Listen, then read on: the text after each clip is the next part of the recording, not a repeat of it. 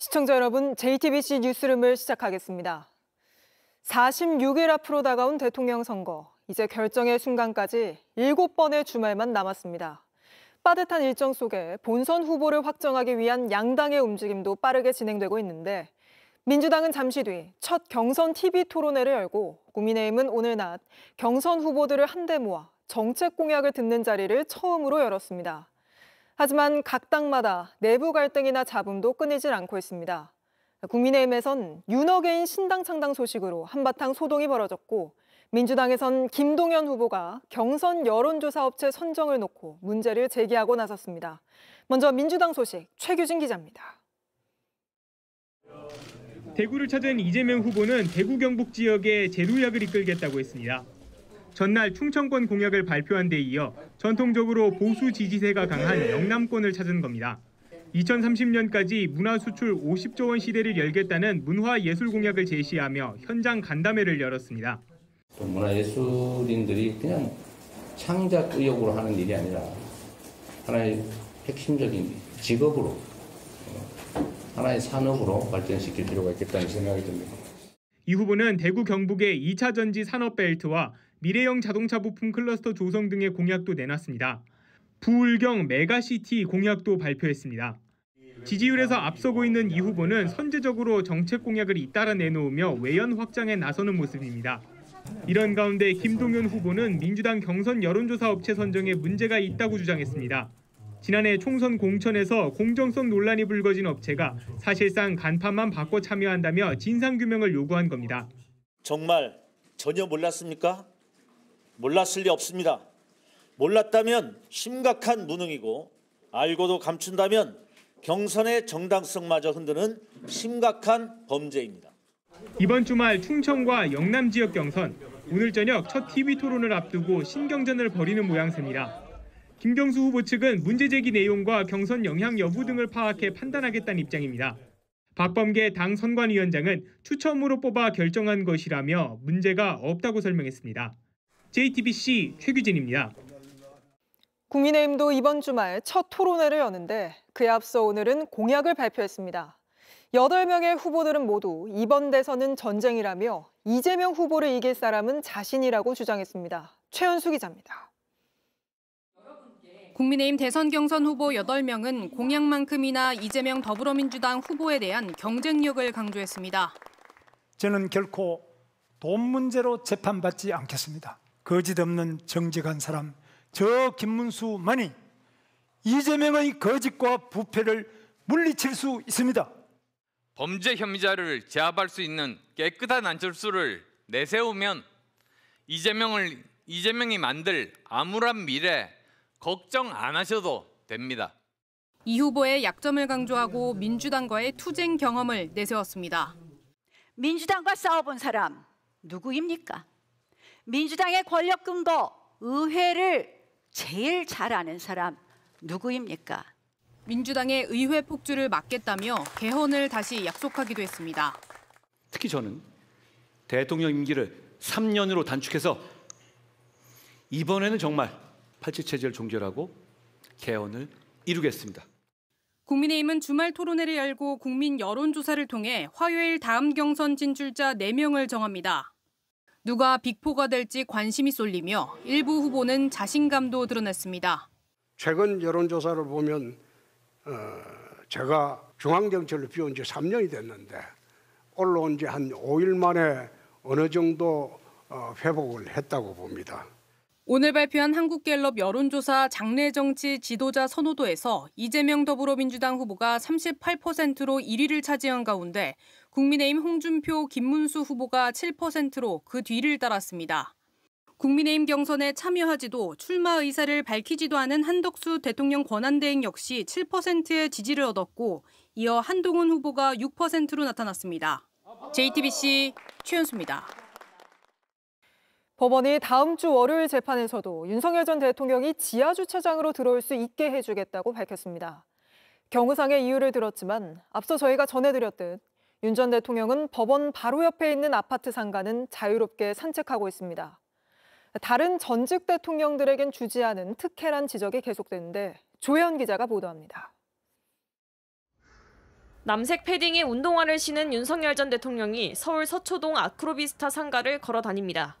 휴대전화 카메라를 켜는 사람도 있지만 경호원들은 제지하지 않습니다. 김성훈 경호처 차장은 가디건 차림에 바지 주머니에 손을 넣고 있는 모습도 보였습니다. 형사재판 첫 공판기일에 비공개로 출석하기 바로 전날인 13일 오후에 포착된 장면들입니다. 자택으로 옮긴 날도 윤 전 대통령은 자유롭게 주민과 접촉을 이어갔습니다. 하지만 14일 형사재판에선 전혀 모습이 공개되지 않았습니다. 지하 주차장으로 출입하게 해달라는 경호처의 요청을 법원이 받아들인 결과였습니다. 특혜 논란이 일었지만 법원은 오는 21일 윤 전 대통령의 형사재판 2차 공판기일에도 지하 주차장을 통한 출입을 허용하겠다고 밝혔습니다. 사유는 지난 첫 재판 때와 같이 대통령실 경호처의 요청 사항과 법원 보안 인력 현황을 고려했다고 밝혔습니다. 법원의 결정으로 형평성 문제가 계속 불거질 걸로 보입니다. 이명박, 박근혜 전 대통령은 호송차에 내려 교도관들과 함께 이동하는 모습이 모두 공개됐습니다. 불구속 재판을 받은 유력 인사들도 법원 직원들이 출입하는 지하 주차장 통로를 통해 법정에 들어가는 경우는 드뭅니다.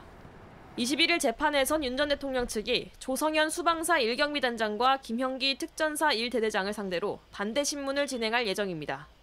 두 사람은 지난 14일 재판에서 국회의원을 끌어내라는 지시가 있었다고 증언했습니다. JTBC 조혜연입니다. 계속해서 JTBC의 단독 보도로 이어갑니다. 지난해 12월 14일 윤 전 대통령 탄핵안이 국회에서 가결된 날입니다.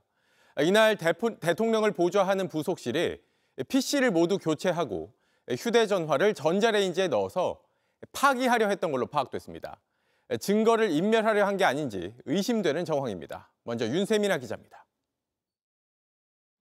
지난해 12월 14일 오후 4시 반쯤 국회에선 윤석열 대통령 탄핵소추안의 두 번째 표결이 진행 중이었습니다.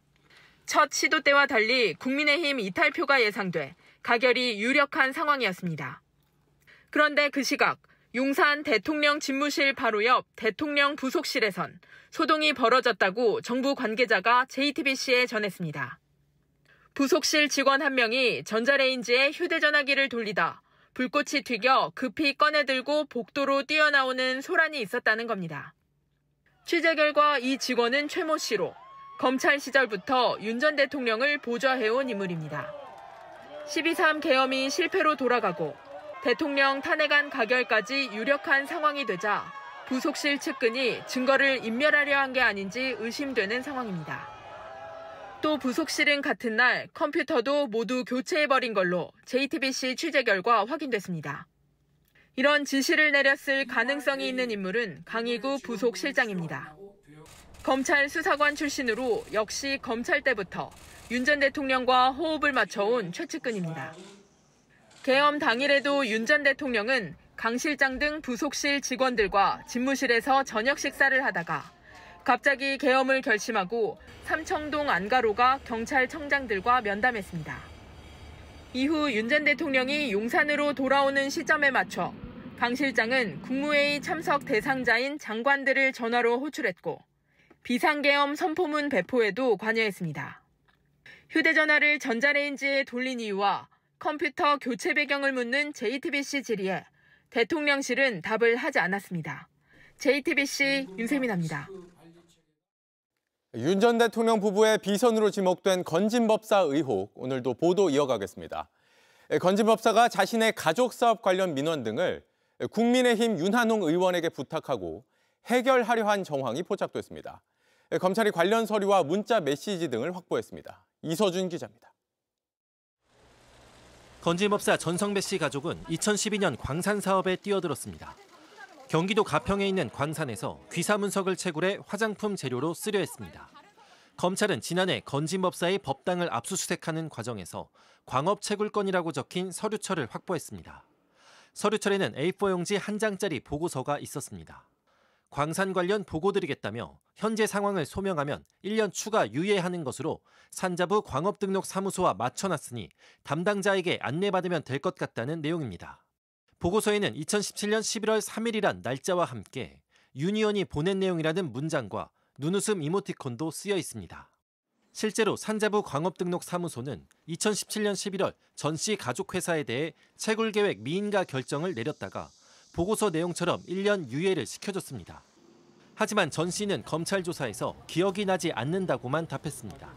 반면 전 씨의 지인 이모 씨는 윤한홍 의원 지시로 귀사문석 석산 인허가를 해결한 적이 있다는 말을 윤 의원 보좌관 한모 씨로부터 들은 적이 있다고 검찰에 진술했습니다. 하지만 한 씨는 검찰 조사에서 이를 부인했습니다. 검찰은 윤석열 정부가 들어선 뒤에도 전 씨가 윤한홍 의원에게 사업 관련 청탁을 하려 한 문자 메시지도 확인했습니다. 건진의 지인이 큰 그림을 만들어보자며 PF를 두고 산업은행 등도 논의의 대상이 될 수 있다고 말하자 건진이 금융권은 윤한홍 의원이 해결할 수 있어요 라고 답한 겁니다. 윤 의원은 건진 법사의 공천 요구나 인사청탁을 들어줄 위치에 있지 않았고 금전 거래를 한 사실도 없다는 입장을 밝혀왔습니다. JTBC 이서준입니다. JTBC 뉴스를 시청해주셔서 고맙습니다. 저희는 저녁 6시 30분 뉴스룸에서 뵙겠습니다.